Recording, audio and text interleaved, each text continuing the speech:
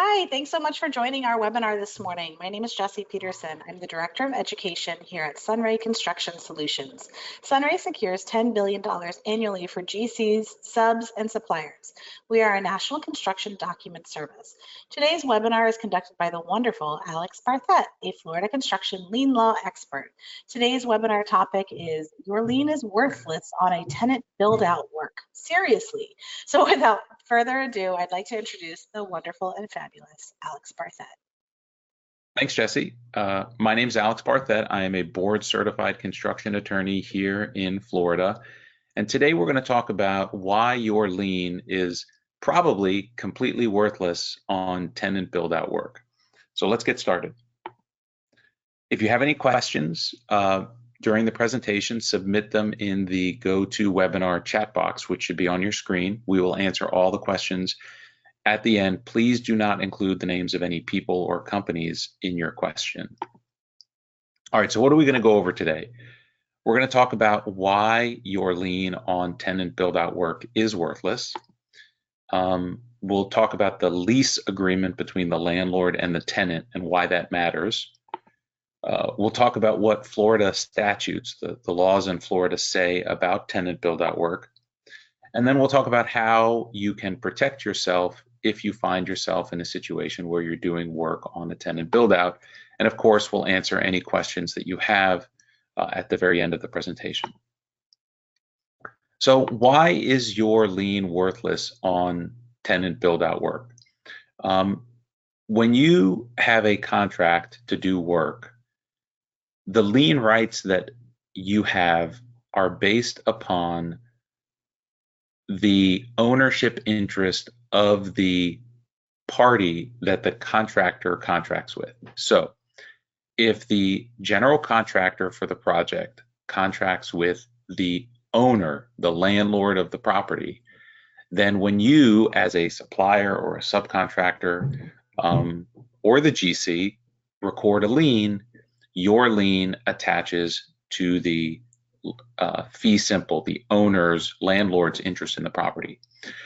But if the contract between the general contractor and the tenant is the only one that exists, then when you record a lien, you can only attach your lien to the interest that the general contractor had with that party, which in my second example is the tenant. So that means that if the contract between the contractor and the tenant is the only one that exists, then your lien will only attach to the lease that that tenant has with the landlord. So generally, your lien only attaches to the interest of the party that contracts with the general contractor. So how do you know who the general contractor is contracting with? Well, you can take a look at the public records in the county where the property is located to determine if whoever you believe to be, in quotes, the owner is in fact the owner. So you can look for a copy of the notice of commencement. And we're going to talk about why that may or may not be all you need to look at. But if you want to know who the owner of the property is, you can do a search for the property appraiser's website to find the current taxpayer of that piece of property, and that current taxpayer is almost always the owner. So for example, what you can do is, if you know you're working at 123 Elm Street, you can Google the property appraiser in Monroe County, Martin County, Pinellas County, and it will take you to the property appraiser's website. It'll have a little spot where you can type in the address and suite number if you have a suite or a unit number, and you can type that in and it'll tell you who the owner is. And if that owner that shows up in that search is not the, in quotes, owner that you understand that you're working for or that the contractor is working for, then you are probably doing work for a tenant and not the owner. So you don't want to rely on the notice of commencement by itself. While the notice of commencement is a good indication of who the owner is, we see sometimes that in the notice of commencement that's been recorded by the tenant or the owner, it has a little blank, a little spot where it says owner, and sometimes they'll just write the tenant in there. So you may look at the notice of commencement, it may have a little blank that seems to be the owner, and it has the name of an entity there, when in fact that entity is not the owner, they are the tenant. So the only way you will know for sure is to do that search that I told you of the property appraiser's website.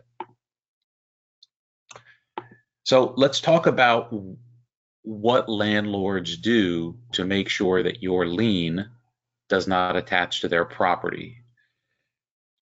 So if I'm a landlord and I have a tenant, I'm going to do a few things to make sure that no one could put a lien on my property.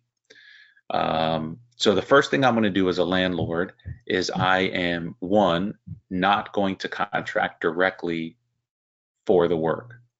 I'm going to give my tenant either a tenant build out allowance, or they're going to spend their own money as the tenant to renovate the space, whether that's a shoe store, a yogurt shop, or a restaurant.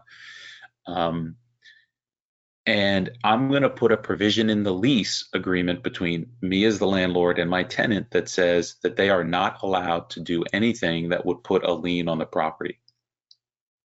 So step one as a landlord, I'm going to not contract with the contractor. I'm going to have my tenant contract with the landlord, with the contractor. Two, I'm going to have a lease agreement that says that under no circumstances can the tenant allow anyone to put a lien on the property.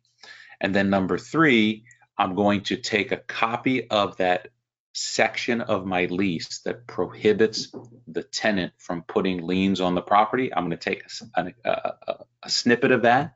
I'm going to sign and notarize it, and then I'm going to record that in the public records. So by doing that, those three things, I as a landlord can prevent you as a contractor, subcontractor, or supplier from having your lien attached to my property. Again, it doesn't mean you don't have lien rights. It just means that your lien attaches to the lease. It does not attach to the property. And we're going to talk about what that means and why it's significant in a moment.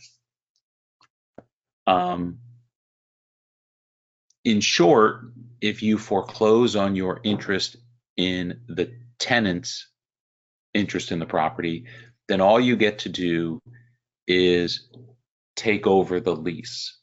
So if you as a supplier deliver materials to a project and that project is being managed by the tenant and the landlord has followed all the steps to keep the property free and clear of liens, then when you foreclose on your lien on the leasehold interest, you get to move in and pay rent and run this shoe store, yogurt shop, restaurant, whatever it is that is the subject of the lease. You do not get to sell the property.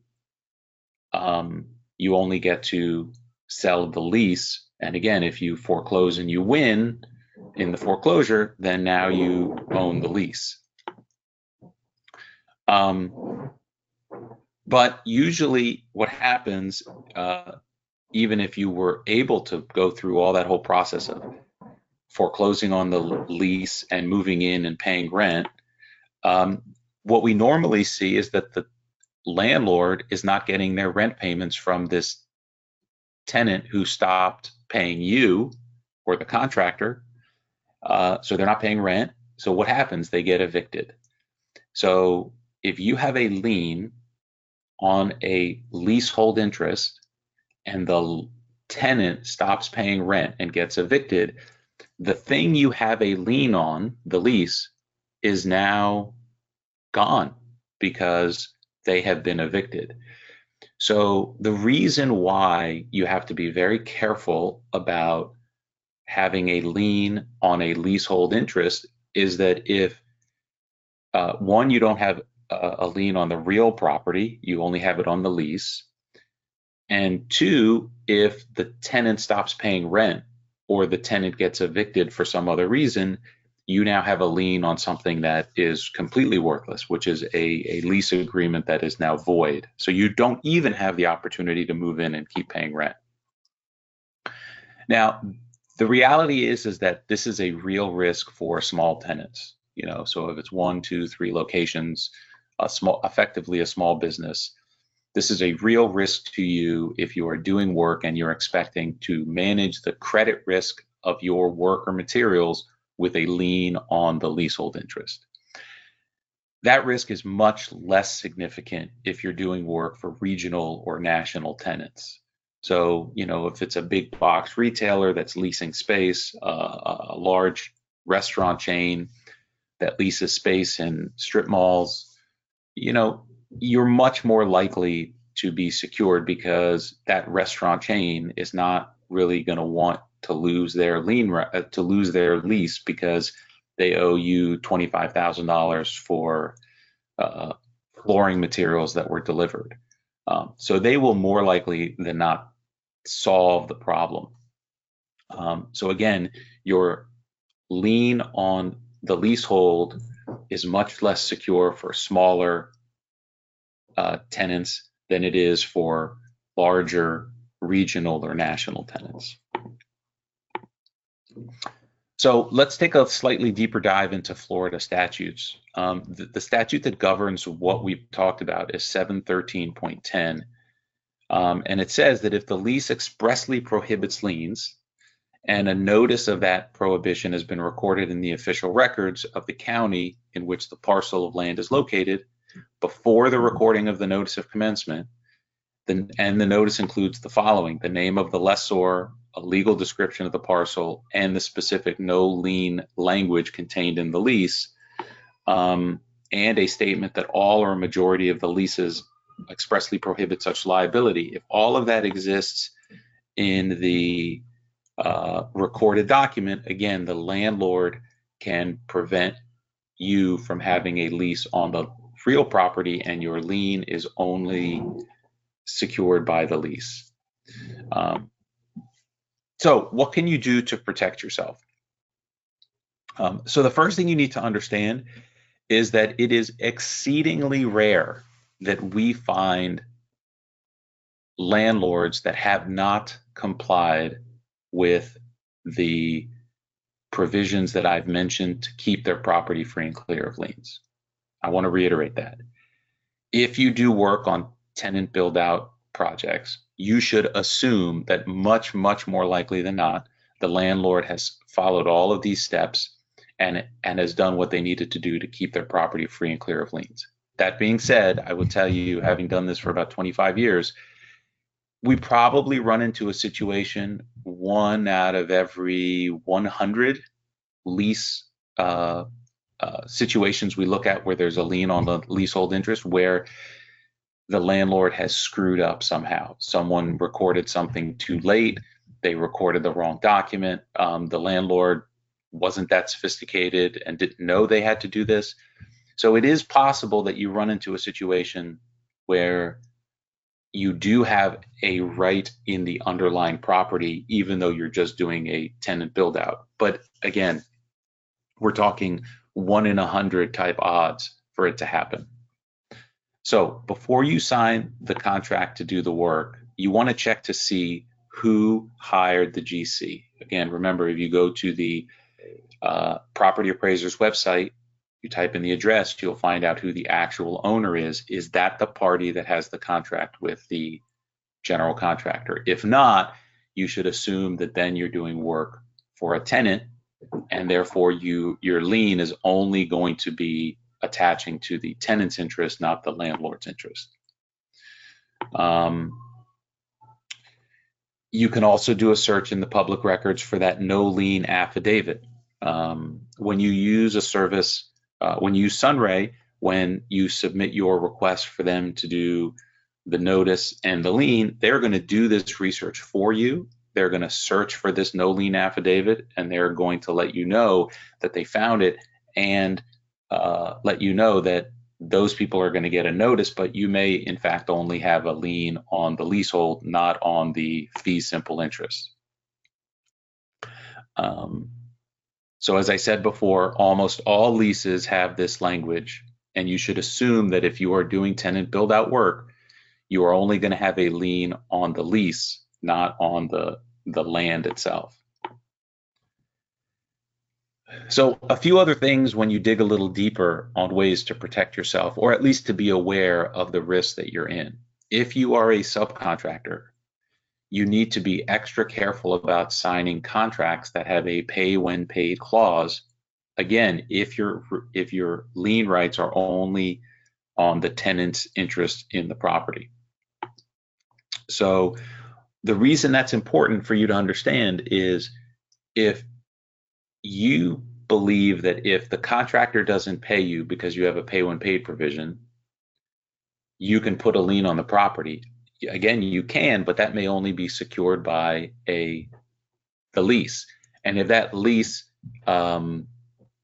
is not worth the paper it's printed on because the landlord is going to evict the tenant and therefore your lien really doesn't exist anymore, then that means you really have no lien rights and the contractor doesn't have to pay you because the contractor never got paid themselves and you have a pay when paid provision.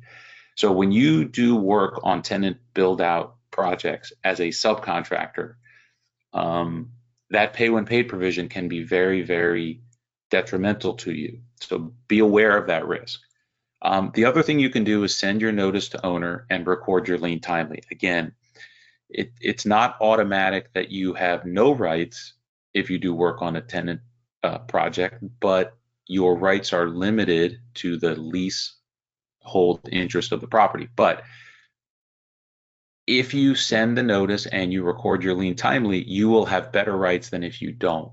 And I don't want to say in many cases, but in some cases where there is a dispute, having that lien gets you paid from the tenant, even if you only have a lien in the tenant's interest. Because again, this tenant who has spent all this money to build out this restaurant and has a $30,000 lien from you, they don't want to lose everything that they've spent to get this restaurant up and running because they owe you 30 grand. So they're going to find a way to pay you that 30 grand rather than lose the $1 million of money that they've put into this project. Because if you foreclose on that lease, then while you may not get the 30 grand because the landlord takes over the lease, the owner or the tenant is going to lose this $1 million because they're going to get evicted from the property. So again, having lien rights is better than not having lien rights as long as you understand the risk. And then the other thing you can do is send what's called a demand for a copy of the lease prohibiting liens. This is a separate notice that you can send from the notice to owner. So it physically has to go separately from the notice to owner. And here is a form. Here's what the form looks like. And in essence, this is a letter that goes to the landlord at the address of the property, at the address of where the landlord is located. And it asks them, it says, hey, landlord, in 30 days, please give me a verified copy of the lease that exists between you and your tenant.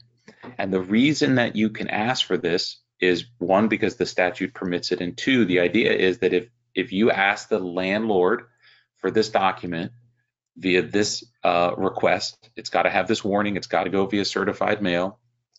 But if you send this request, the landlord is obligated to send you a copy of the lease. The idea is that, well, let me look in the lease myself to see if it prohibits liens from being attached to the property.